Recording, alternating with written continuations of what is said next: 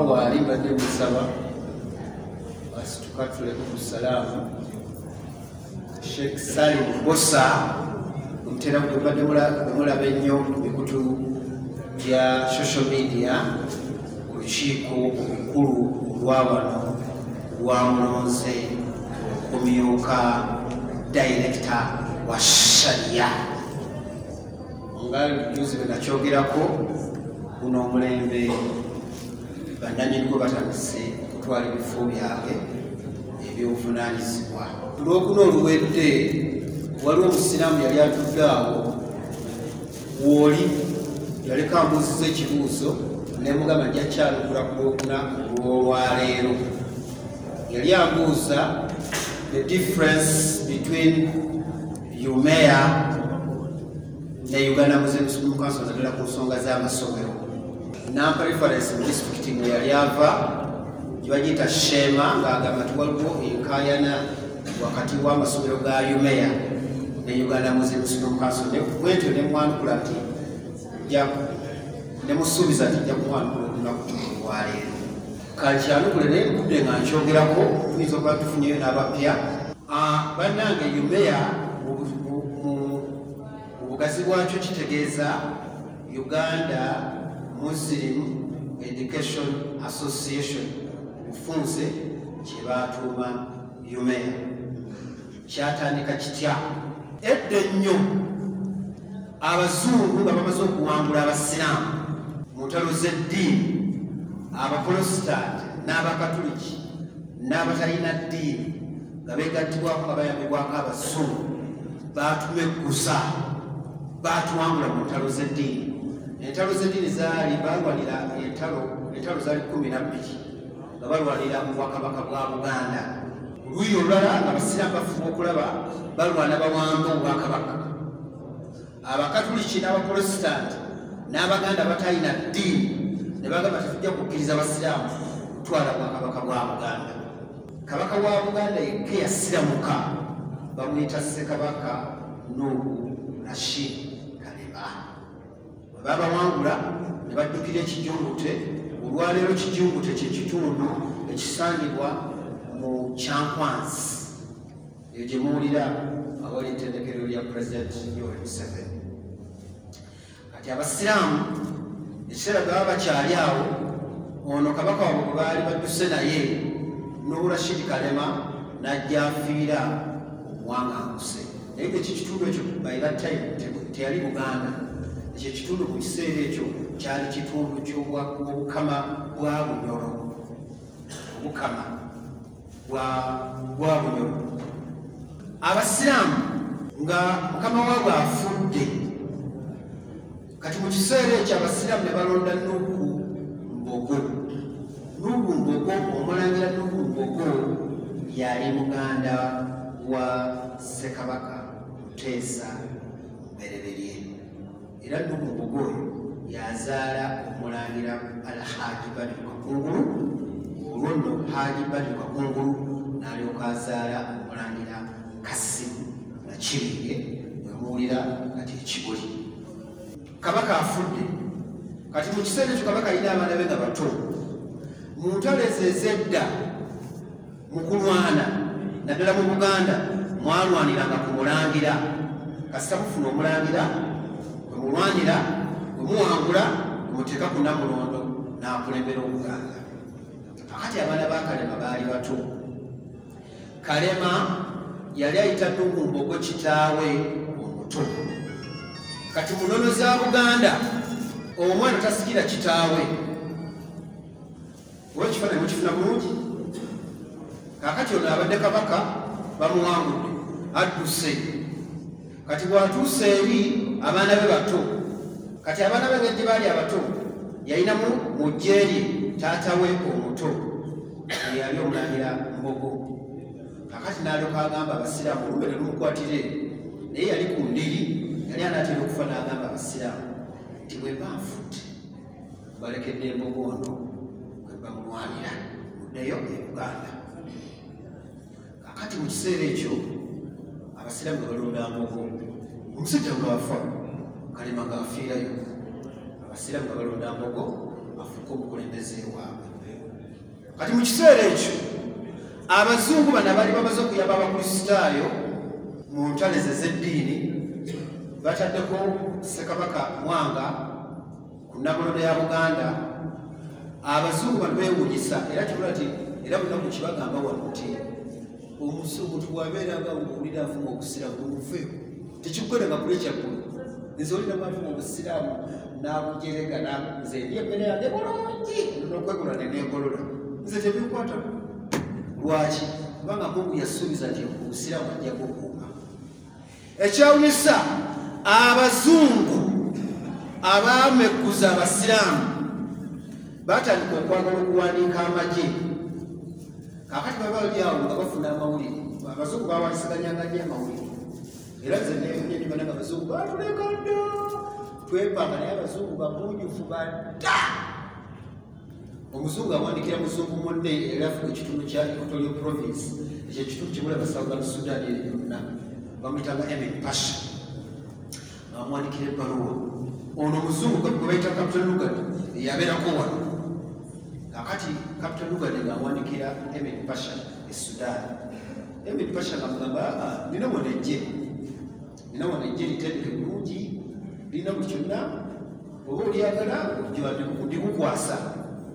Kati nga bawayisiganya nga basisinkana, ono Lugard ono yayita muyisi n'agenda ono gye yali. Ono yali wakati wa olwaleero wakati w'ensalo ya Congo ne Southern Sudan. Ne basisinkana eyo n'amukwasa ejje eryo lyonna nga ekyewunyisa nga bonna abantu basiraamu be bayita abanubbi. Abanubbi abo baali wansi wa kamaana gwe bayita Salimu Bey. Kakati Salimu Bey Emin Pasha ng'alagira bano abanubbi nti ngenda bakwasa abazungu bano bagenda batwala mu kitundu kati kino ekyaffe kye bayita Uganda, mubayambeko bafuge ekitundu ekyo. Abantu bakkaanya nga bakola endagaano.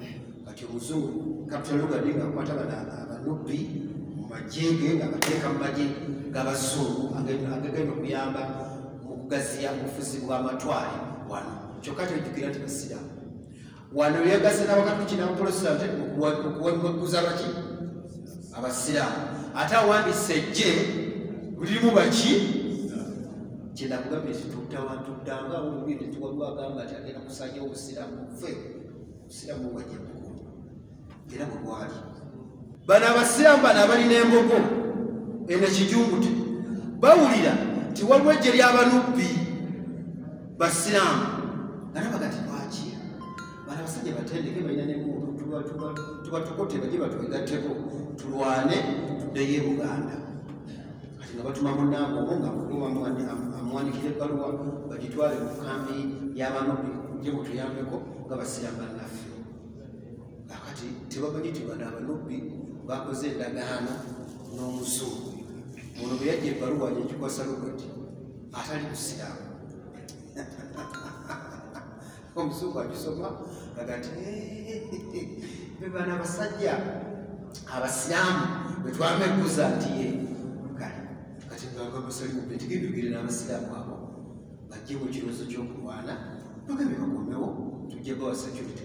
Awo nno obusiraamu bugenda okutebenkera.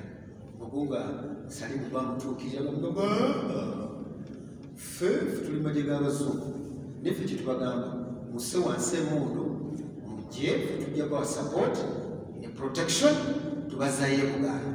Nze wendi Salimu Bey nga yagamba nga mbogakkiriza okussa wansi emundu. Naye abavubuka abasiraamu nga mmwe kati bwemutudde wano ebyo baabigaana nga bagaa twagala kulwana twabe tetudda Buganda okujjamu nga tulina assurance nti kabaka ateeka okubanga musiraamu. Naye ffe okudda e Buganda nga kabaka mukafiiri ate ffe tusigale nga tuli basiraamu sitokote. Bogo n'agamba apa nga bwe tufunye bannaffe bwe tusse wansi emundu batuzzayo e Buganda.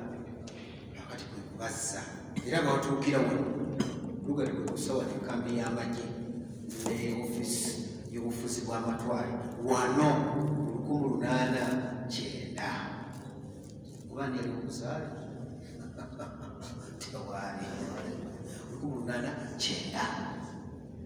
Kaakati ezo entalo zigenda okujja, abasiraamu babajoonyesa nnyo ne babawangula.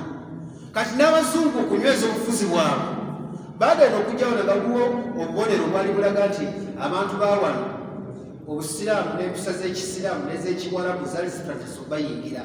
Ekimu ku byo okwambala enkofiira ngero, okwambala amakanzu n'enkofiira ez'omujonga, n'okwambala amajjubba ng'abakulembeze, kuba bakabaka bayambalanga ejjubba n'enkofiira yako n'enkofiira n'eyamujonga. Abazungu batulira bagamba naye kale ky'abasiraamu ekyali mu bantu bano. Mukimanyi lwaki abaganda bamwe bayambalanga embugo, abawarabu nga bambala amakanzu n'enkofiira, naye bakolanga exchange. Kuba abawarabu bano bajja tebalina bakazi, kati ng'ono omudugavu wano awaayo muwala we, ono omuwarabu n'amuwa oba omuswayiri n'amuwa ekkanzu. Bwewaava akabonero n'empisa n'ennono y'omuko okuwaayo ekkanzu nga batwala mwannyoko. Mukitegedde ekyo nakyo kibasomeseza olwaleero. Kakati abawarabu abazungu batandika okulenga strategy tebafaanana ngaffe. Omuzungu akulaninga ekintu kya myaka 40 nabagamba nti okumala abantu bano empisa n'ennono z'ekiwarabu basiraamu biki, tukwase missionaries bazimba amasomero, amakanisa n'amalwaliro, ebintu bisatu nga colonial government yewa sente. Naye nga omwana bagenda okuwandika okusoma, omwana jjukira ti muzadde we yajja ayambadde ekkanzu, omwana ono tumutungira yunifoomu ne bamubatiza mu kyaki n'ayingira mu ssomero n'alyoka atandikira mu kyaki ne bamubatiza n'ayingira mu ssomero, bw'alwala ne bamutwala mu ddwaliro. Mwe temwabikola ebyo, mwetegeeza temwabimanya nti bw'oba osetinga community, osetinga essomero, essizo libaawo, n'osetinga essomero n'eddwaliro, kati omuntu yenna oba omumazeeyo. Bw'aba alwala olina eddwaliro wano, kati oba obujjanjaba n'osooka okuba akamaleko. Kati omwana ono ategeera nti omuntu ono amujjanjabye, Mwoyo Mutukuvu waali. Kati n'agenda mu ssomero, ate essomero shapinga nnyo omuntu. Kakati mwe temwalina. Kakati abazungu ne batandika okukola system bwetyo, ne banyweza amasomero. Emusomero betandika bano abawarabu, abaswayiri n'abasiraamu ne bakisuula nga bw'otwala omwana mu ssomero wali basooka kola kikoze kumubatiza. Nagamba tufe tetujja kutwala baana tutandike okusomesereza abaana baffe ku bifugi, ne batandika okubasomesa eddiini ku bifugi. Abazungu ne batandika okulaba nga ku lwokuna abaana babasomesa kuba mataala, ne batandika okugenda basomesa abaana. Kati kulinyusa bitandika okutunulira wakagomu myaka 2.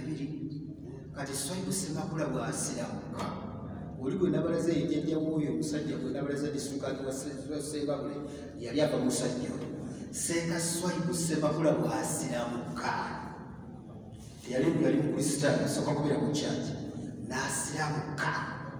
Kati n'ajja ne new innovation, yatandika ebintu by'okukola system ti omuntu bw'asoma akoma kuleve bweti tumusiba ekitambaala n'afuuka senka babiki. Aba n'atandika okukola system z'okuteekawo amadaala mu kusoma eddiini. Abazungu agamba bintu bino tetubirina mu mukono, bayitawo nga mu security bwekola, security ey'eggwanga ya state netulengawo basomesa abaana ebyo tebabimanyi. Alibizumaamu omwana nakati omwana kati atuuse kuleve eno atuuse bamusiba ekitambaala kakati mwalimu kati seeka. Gye bujja mu maaso ebyo abantu bano bajja tufuukira ekizibu kuba byebasoba tetubitegeera. Tutandika okusika abantu bano tulabe nga bateekamu elementi y'okusomesa olusuku. Kakati abasiraamu, ezo enkaayana z'abasiraamu zabadde. abasiraamu era mubugoto gwakuma obusiraamu ne batandika okwesojja nesojja akati mu kiseera ekyo omukulembeze w'abasiraamu olimbo gwe yali afudde yafuna okuwera birimu kati mu kufa kwe n'alagira bano ab'obwakabaka bwa Buganda bateekeko mutabani we oli gwe nabagambye kozi nagambye mutabani wa Mbogo yali ali okakasa Alhaji Badru Kakungulu n'alagira nti bwe banfudde Mbogo yalamu bwe banfudde omwana wange bateekanga mukulembeze w'abasiraamu kati mutabani we yalina emyaka 15 bali mukwenda 1921 bano ab'Emmengo ne bamusako ng'omukulembeze w'abasiraamu kati abasajja abasiraamu abali abasajja abakulu ne bagataba kakati ate bano ab'Emmengo batulondera batya omukulembeze w'obusiraamu ate balondera omukulembeze w'obusiraamu naye nga bulonze mwana muto neti ntakisomye ffe tubigaana abo bali bakulembeddwa Seeka Abdallah Ssekimwanyi ow'Ebukoto bamusimbire kuuli awemukayana bwe zaatandikira Ssekimwanyi nga batya ffe tujja kukulembera okaana akavubuka kabeere tekekakulembeze kaffe ate kaana kato neti tekakisomye ffe tubigaana akati nabo ne batandika okuteekawo obukulembeze bwabwe ebbali bwa official obukulembeze bw'abasiraamu buli mu nnyumba ya Mbogo kaakati abazungu baali batongoza Mbogo nga omukulembeze w'abasiraamu nebbali kati bwafudde kati Kakungulu yalinga omukulembeze era gwe batongoza kati abazungu beetambo Kakungulu gamba kati naye nti wandiise basiraamu banno tulabe nga amasomero gamwako ebyemusomesa ebyeddiini ayo mwongere mu kaelementi k'oluzungu mulaba mutya olwo ng'ayita banne abaali bamwekutulako nga bati abali mujje abazungu bagamba nti nga tusomesa abaana eddiini twongeremu ebyoluzungu mulaba mutya era mu 1945 ne bakkiriziganya bateekewo ofisi enekulanga ku byenjigiriza efuga okulaba nga yenendabira ebyenjigiriza by'abasiraamu era ekitongole ekyo bakyekyejja okulabirira n'ensomesa y'ebyoluzungu mu sisitimu zaffe mu masomero gaffe ag'abasiraamu gavumenti y'abazungu nebagamba bwe munakkiriza tujja bazimbira amasomero tujja kusasula abasomesa bamwa ebyo byonna baffe mu ddiini yaffe tetubimanyi kati ono omuwalimu yasomesanga benabasomedde mu biriko zitwagambye basomanga batya Alif Fatiha Alif Kasira Alif Zuma kati omuntu ono yasomesanga nga teryamuwamusa kaakati ono omuzadde w'omwana yagamba nga ty omwana nga asome bulungi kakwewe wali mukakweko namuletereko oba si ekyo walimiraga mwalimu omwalimu yakumanyanga abaana nabatwala okubasomesa eddiini bwe bamalanga okusoma obasomanga kulima wasomanga kulima abaana balimiranga omuwalimu balimiranga omuwalimu olwo ye school fees balimiranga omuwalimu emwanyi ne pamba ne muwogo kandi baleko bayigira mu kiraasi musooka mu lusuku kati nemusooka mukolera omuwalimu akati muwalimu terina musasula that was a part of the salary payment ati omuzungu ate akyusizza agati kati masomero tujja kusasulanga abasomesa formal system of education ejja temutawana betujjako sente tutasula abasomesa bazimbira nebifaana bwe mukkiriza titukkiriza kati abasiraamu abo okutondawo ekyo ekitongole kyebuwulira kye baatuuma Uganda Muslim Education Association era ne bagiwandiisa mu 1947 omuzungu nagitongoza nga ye official office etwala ebyenjigiriza by'abasiraamu mu Uganda era omuzungu n'abagamba nti office mumwaga tukizimbewa kati omulagira nga tyabyawo kizimbe ekibuli omuzungu n'agenda n'azimba ekizimbe kya Umeya ekibuli era omuzungu teyakoma ku ekyo n'agamba n'abanga abakozi b'oku kitebe zenja kubasasula era omuzungu yabasasula olwero gavumenti kakati ofiisi eyo nekola omulimu mulungi ne bagenda nga bazimba amasomero ago gemuwulira omwava Kimuli omwava Nyakasula Mwangula eyo omwava amasomero mu different places ewa abantu bayitayo Bwica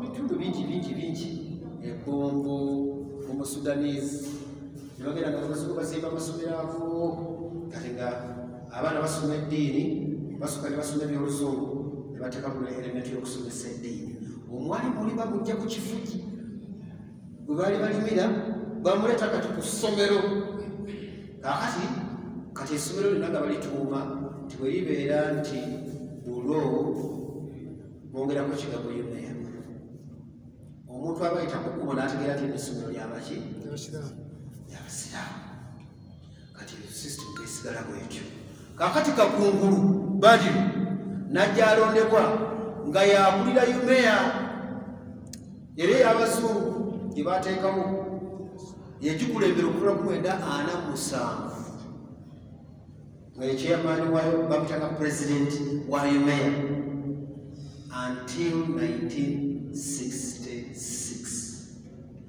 kati system netambula bwetyo paka bwetwafuna independence mu 1962 kati mu 1966 ali abayo kyeyacagwa mu Uganda njagala kubona abavubuka njagala kunoonya basome ku history saagala kubasajja bakulu yes what happened 66 mu mwaka okwoti bwe yakubira obwakabaka bwa Buganda n'abumekuza kati byonna system okwoti n'abikyusa ebyo byonna n'abiwera abakristaayo nabo balinanga system etwala amasomero gaabwe bagayitanga Church of Uganda CU nga bw'olaba CU omanya nti that is Church of Uganda Abaprotestant bw'olaba C Roman R C Roman Catholic Church RCU ng'omanya nti essomero lya Bukatoliki kakati amasomero gasigala bwe gatyo kati 1966 nakutwogedde okote n'akyusa system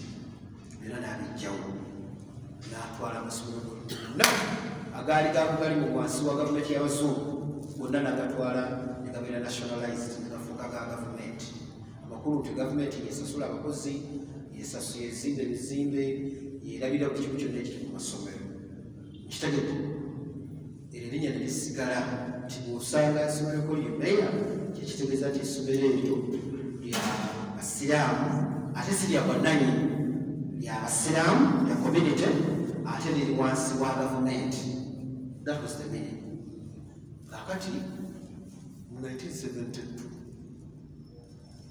Amini n'awamba Amini wawamba 1971 Amini n'awamba 1972 Amini n'akuliyetinga kye bayita Uganda Muslim Supreme Council kati bakuliyetinga Uganda Muslim Supreme Council Department y'Education bagikuliyetinga bayetwala ebyenjigiriza kakati Amini n'alyoka alagira amasomero gonna agali ag'abasiraamu gali agatandikibwawo edda gatekukuripotinga wa Supreme nekitutambula bwe tutyo okuva 1972 Supreme Council taking over the responsibility and management of Muslim schools from that time nekutambula bwe tutyo mu bantu abaaliwo ba Supreme Council etandika mu Mwalimu Kakungulu oli kwabo abaali mu ntandikwa ya yumeya 1947 Kakungulu yali akyalina era mu 1980 Kakungulu n'afuuka chairman wa Uganda Muslim Supreme Council mulangira kati n'abeera chairman from 1980 up to 1986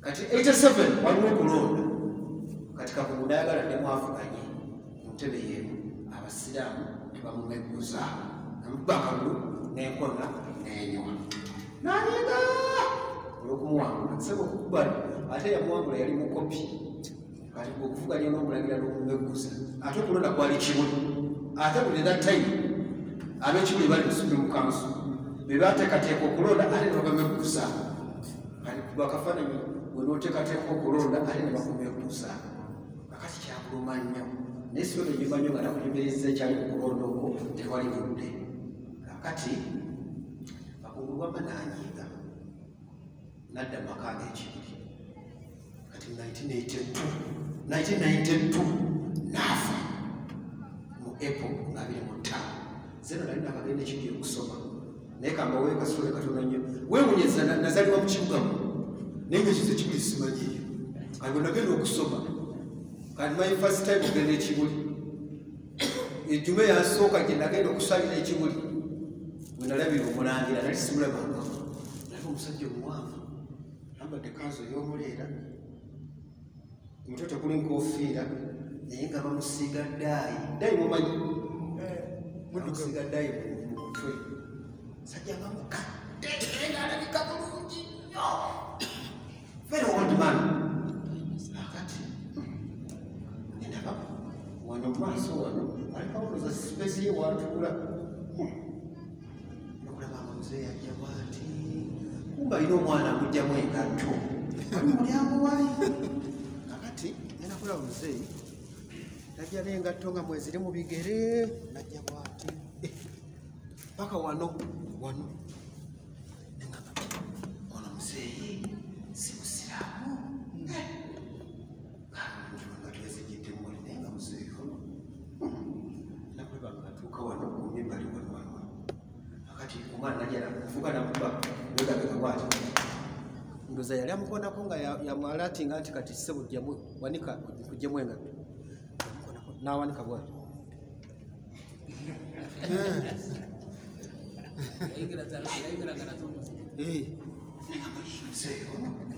naye kwata wano ku kituuti kino kubasomerako tu ono muzeeyi waawa sigala kasibitegedde kale tusalire nakulaba nga twambula mu ssaawo nange nesimira tekukwatako obugalo buwewera kyemambuza omusajja omukulu wano wano yaani omusajja yakuba oluyiti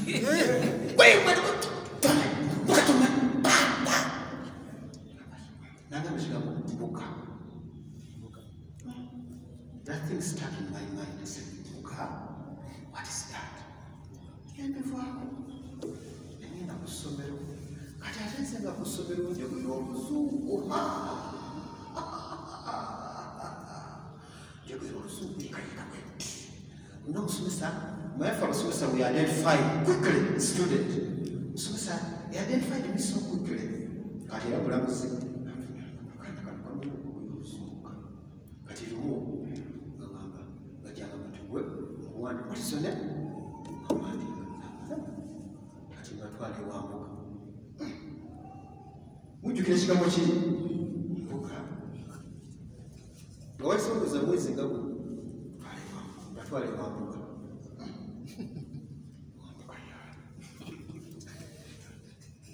ekigambo ekyo kuba tulyawo tugenda ewambuka nenawa muzeeyi oli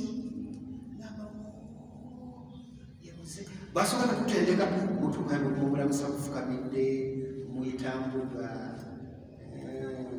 n'abakyala mubabuuza mufukamidde abawaka mubabuuza mufukamidde olwo batwalegenda kulongoosa tugenda kusaawa kulongoosa nga pulezidenti Museveni agenda kukyalayo ntiye batugenda nze mu bayizi bonna nze nalitegeera ebintu ebitambula they didn't understand kati nze nga muzeeyi kyanjukira eri wano mulabye ne batulira ekyokukola nze nzekka mu bayizi ffe nga bwe twagenda abantu 14 nze nzekka nze nanyumyako naye nga nzija nenfukamira naga wani wakuzaala nemubuuza ebifaananyi ebirungi ebi black and white awo sebugoba walirawa awo nali London nalegonde netunyumya ananyumirwa nnyo I was very happy very delighted kati nga siba tutte wala kati muzeeyi oyo najja afa mu 1992 I was still a student at Chibuli. I also participated in his burial.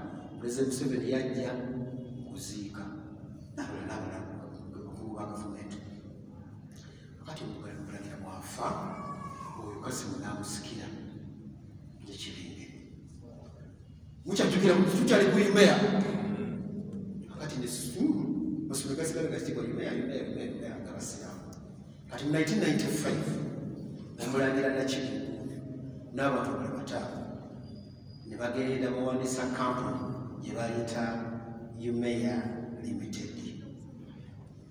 Kati bamala okukiwandiisa Uganda Umeya Limited mujjugira waliwo Umeya eyatandikawo 1947 bano bawandiisa kampuni endala bagiyita Umeya Limited. Mu mateeka ga registration those are two different entities. Wemuli watemuli kakati Nakibingu kye yakola ebyokugamba Umeya Limited abasiraamu tebabimanyi. Abasiraamu batono abafayo okusoma ebiwandiiko batono. Okusanga omusiraamu gasoma ekintu bwe kiti natula nakikola bwati nakitula bwati siraamu batono. Era kikola nti abasiraamu bamunye bakuzanyira mu bwongo laadibale olinda bakyamusalaga batuuze okusanga omusiraamu ati olina kunagana kusanga omusiraamu otuleku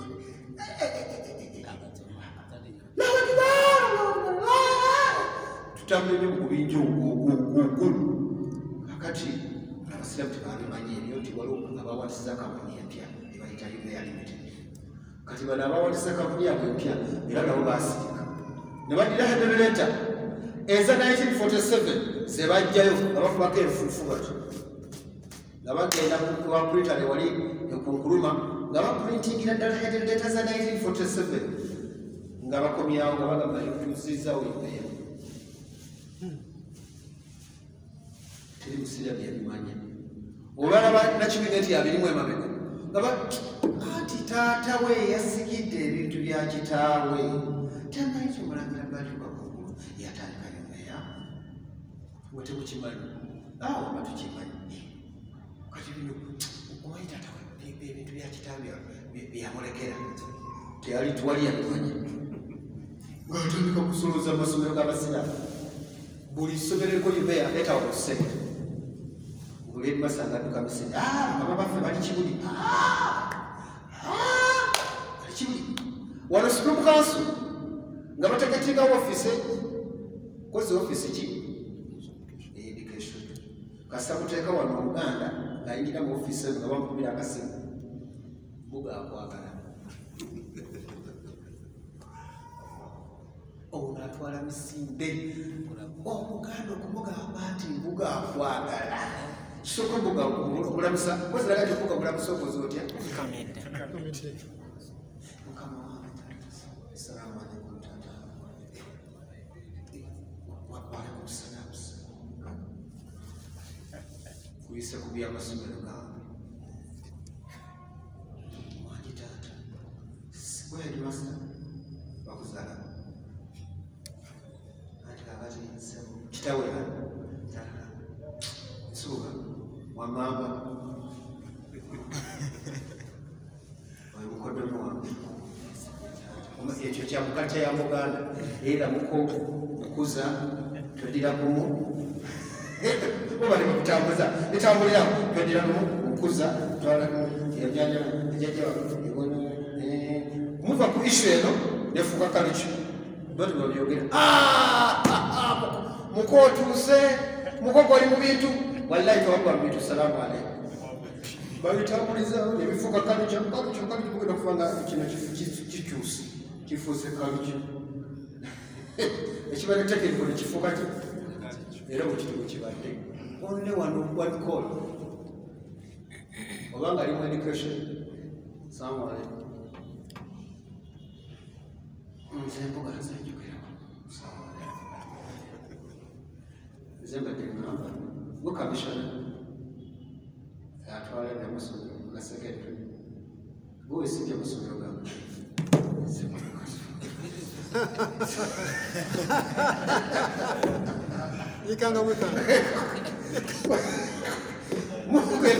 mugenda okutuuka kamishona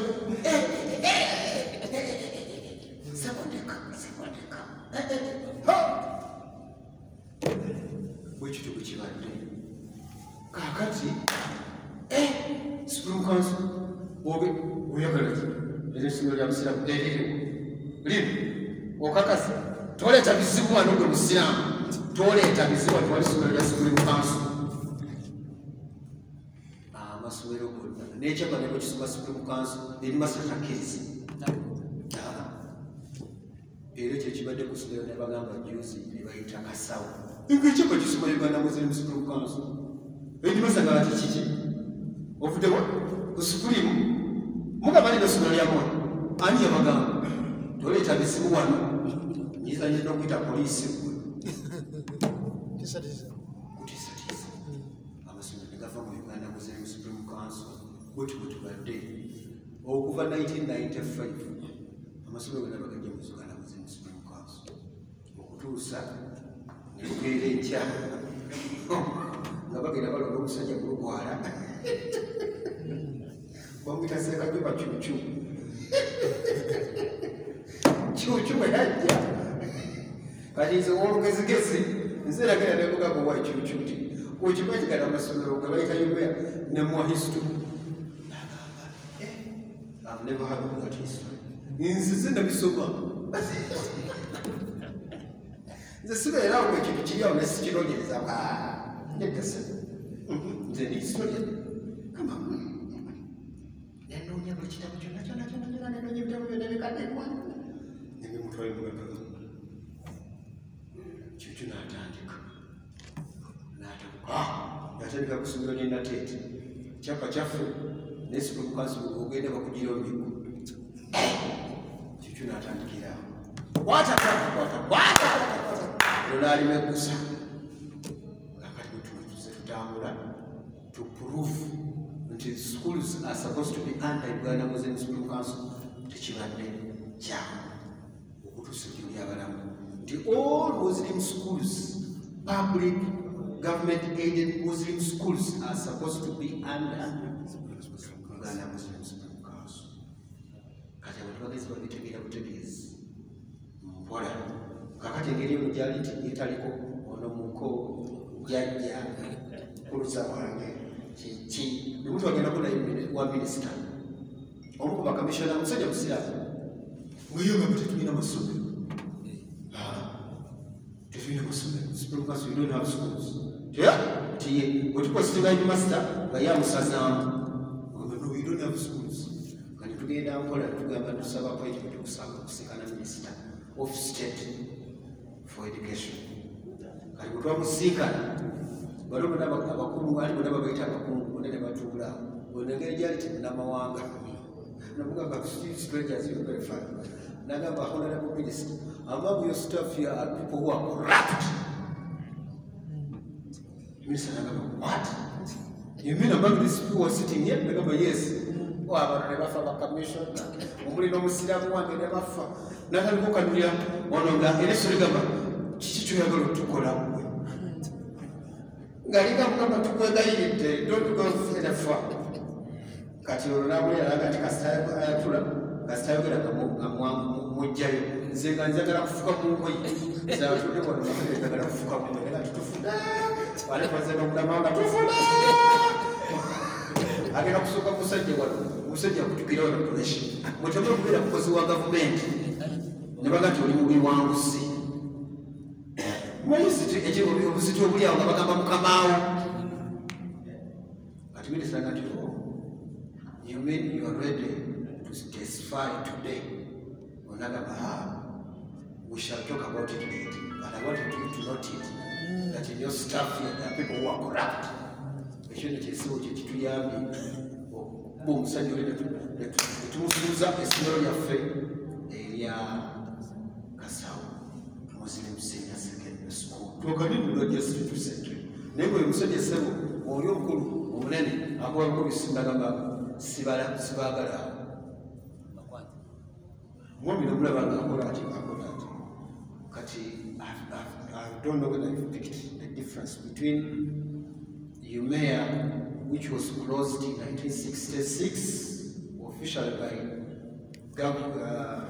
independence government of 1966 during Amin Obote's time. Then all schools were placed under Uganda Muslim Student Council in 1972.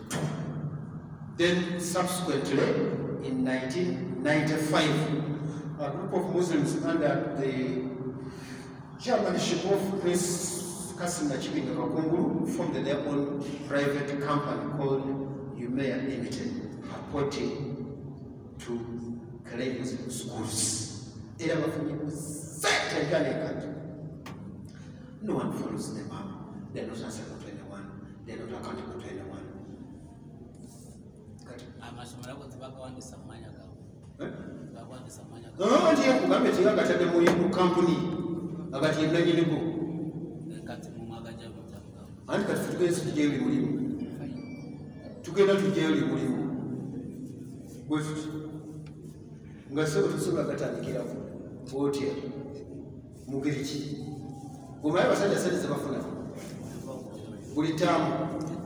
One school, they pick 30 million from a term of a school, 30 million. Let's get about county other side, never city. I just read some million. I used to collect a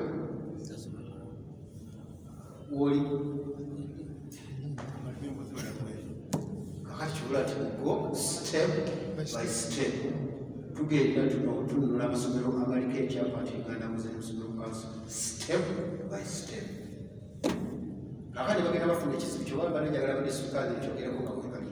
People were supposed to be helping us at the grassroots and the district levels.